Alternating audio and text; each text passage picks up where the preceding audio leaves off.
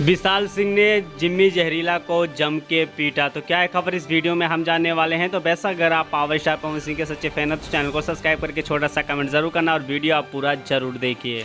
देखिए, मैं आपको बता देना चाहता हूं कि जिम्मी जहरीला पे जितना भी विशाल सिंह का फोटो लगा हुआ था वो शायद हट चुका है। बेशक आपने नहीं देखा तो जाके उनके चैनल पर देख सकते हैं। तो बेशक आप समझ सकते हैं कि विशाल सिंह ने जिम्मी जहरीला को जम के रेला, इसी की वजह से सारा पोस्टर 100% उतर चुका है।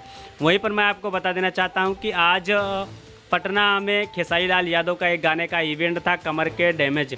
इस गाने को लेकर देखा जाए तो खेसारी लाल यादव ने पावर स्टार पवन सिंह को थोड़ा बहुत टारगेट किया है, क्योंकि खेसारी लाल यादव कह रहे थे कि हमारा दाढ़ी अभी तक पका नहीं हुआ है और 100% पावर स्टार पवन सिंह का पक चुका है, तो इसलिए पावर स्टार पवन सिंह को ही टारगेट किए हैं। लेकिन मैं आपको बता देना चाहता हूं कि पावर स्टार पवन सिंह का कल बहुत बवाल गाना आप लोग के बीच में आने वाला है, जो कि आप काफ़ी दिन से इंतज़ार कर रहे थे। क्वीन सालनी के साथ वाला गाना आने वाला है।